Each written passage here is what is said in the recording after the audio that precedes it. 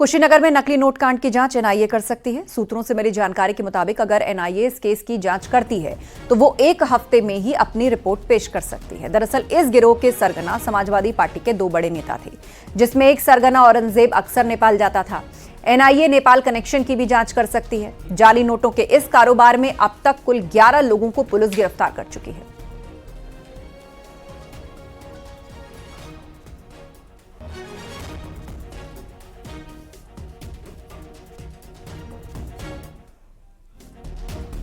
तो नकली नोट कांड का सरगना है एसपी नेता। इसकी जांच अब एनआईए कर सकती है। गिरफ्तार तस्करों का नेपाल कनेक्शन भी सामने आ रहा है। अशोक शुक्ला हमारे साथ फोन लाइन पर जुड़ गए। अशोक, क्या अपडेट इस खबर पर?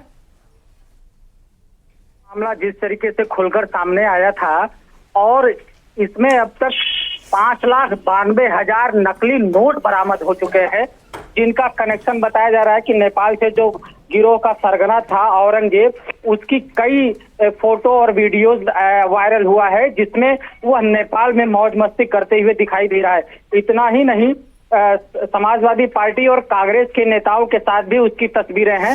और जो इतनी बड़ी खेप बरामद हुई है नकली नोटों की, उसके बाद ये सूत्र ये बता रहे हैं कि अब राष्ट्रीय सुरक्षा एजेंसियां भी इस गिरोह के सदस्यों से पूछताछ करेगी। और क्या नेपाल का क्या कनेक्शन है, जाली नोटों की बरामदगी जो इतनी हुई है, कहाँ छपाई होती थी और उसकी खपत कैसे होती थी, किस किस कामों में इनका प्रयोग किया जा रहा था, इस पूरे नेटवर्क को खंगालेगी जो एनआईए की टीम है। तो कुल मिलाकर सूत्रों से ये जानकारी। बिल्कुल बिल्कुल, और अब इसकी जांच एनआईए कर सकती है। आपका बहुत शुक्रिया चर्चा के लिए।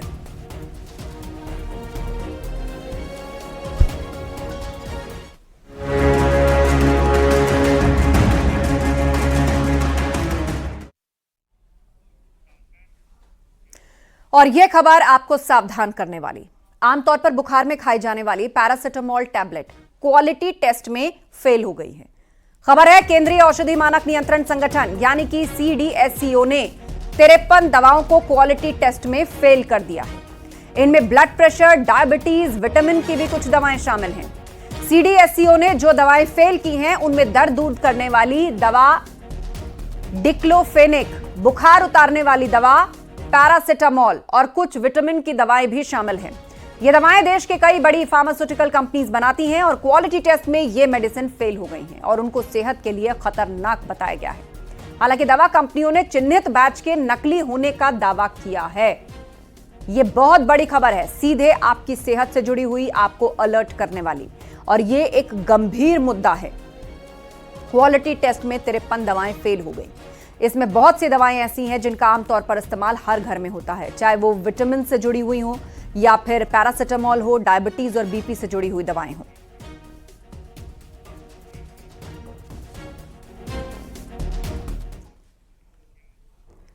कानपुर के किदवाई नगर में मौजूद मामा भांजे रेस्टोरेंट में बजरंग दल के कार्यकर्ताओं ने हंगामा किया। आरोप है कि वेज बिरयानी और वेज कबाब में मीट मिला है। इसकी सूचना पर पहुंचे बजरंग दल कार्यकर्ताओं ने वहां पर जमकर हंगामा किया। नाम और पहचान बदलकर रेस्टोरेंट चलाने का भी आरोप लगाया।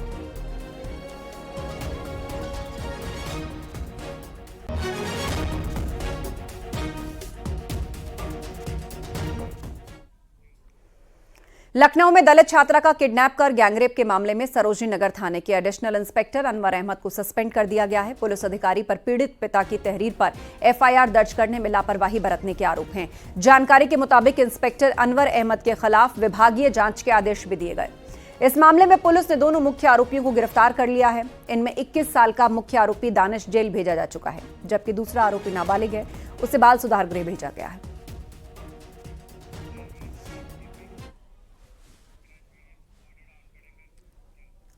बहराइच में छठे खूंखार भेड़िए की तस्वीर सामने आई है। आज सुबह छठा भेड़िया कैमरे में कैद हुआ है। महसी के सिकंदरपुर इलाके में छठा भेड़िया दिखा। वन विभाग की टीम लगातार छठे भेड़िए की तलाश में जुटी है। अब तक 5 भेड़ियों को पकड़ा जा चुका है। 10 से ज्यादा लोगों की मौत इन अटैक्स में हुई है और 50 से ज्यादा लोग भेड़ियों के हमले में घायल हुए हैं। और ये वो छठा भेड़िया है जिसकी तलाश इतने दिनों से की जा रही है। एक बार फिर से ड्रोन कैमरे में कैद हुआ है। आप देखिए किस तरह से ये खेतों के बीच में, जंगलों में चहलकदमी करता हुआ बड़े ही आराम से घूमता फिरता नजर आ रहा है।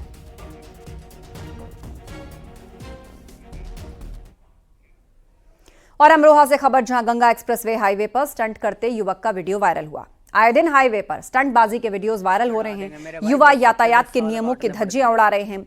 वीडियो वायरल हुआ तो पुलिस मामले की जांच में लगी है। वायरल वीडियो सैद नगली थाना क्षेत्र का बताया जा रहा है।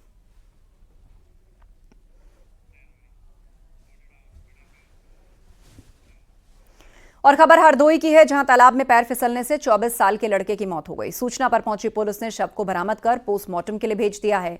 पचदेवरा थाना क्षेत्र के आमतारा गांव की घटना है, जहां युवक का पैर फिसलने से युवक तालाब में डूब गया।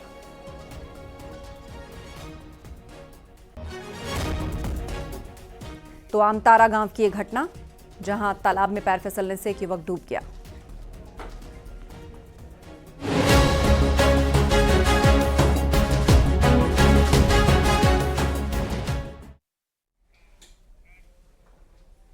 मुजफ्फरनगर के एक होनहार छात्र का पैसों के चलते आईआईटी में दाखिला नहीं हो सका। अतुल कुमार नाम के इस छात्र ने देश की सबसे बड़ी इंजीनियरिंग परीक्षा पास तो कर ली। अतुल को आईआईटी धनबाद में इलेक्ट्रॉनिक इंजीनियर की सीट भी अलॉट हुई, लेकिन पैसों की दिक्कत और टेक्निकल गड़बड़ी के कारण 17,500 रुपए फीस समय पर नहीं भर पाया। इसको लेकर अतुल ने सुप्रीम कोर्ट का दरवाजा खटखटाया और चीफ जस्टिस ने सुनवाई के दौरान ही हर संभव मदद का भरोसा भी दिया और सीट आवंटन प्राधिकरण के साथ ही आईआईटी मद्रास से अतुल की परीक्षा के संबंध में जवाब मांगा है। सोमवार 30 सितंबर को मामले की अगली सुनवाई होगी। आपको बता दें कि अतुल एक गरीब परिवार से ताल्लुक रखता है। पिता राजेंद्र एक फैक्ट्री में मजदूरी करते हैं। जहां एक और कोर्ट पर सबकी निगाहें हैं, तो दूसरी ओर अतुल के लिए दुआएं भी की जा रही हैं।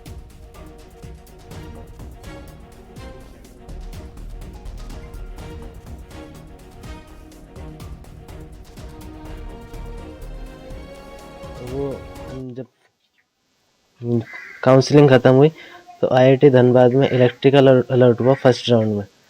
तो उसमें 24 जून को 5 बजे से पहले फ़ीस पे करनी थी, सीट एक्सेप्टेंस फ़ीस जो 17,500 रुपये थी।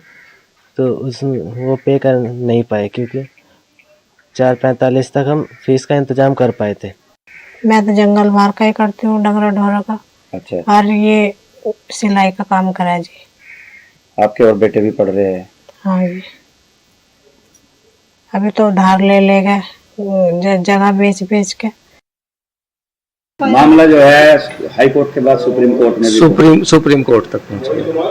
तो संघर्ष कर रहा है लगातार। हाँ आप जी, क्या हाँ। कहेंगे? आप जैसे प्रथम दृष्टि तो पहली टीचर आप ही रहे। हाँ नहीं, वो तो बहुत अच्छा स्टूडेंट है और मैं तो भाई ये ही वो करता हूँ कि उसका उसमें सिलेक्शन हो जाना चाहिए। फीस वास्तव में उसकी स्थिति वो गरीब है, तो उसका जो है नहीं कर पाया फीस, तो कुछ वो मिलना चाहिए।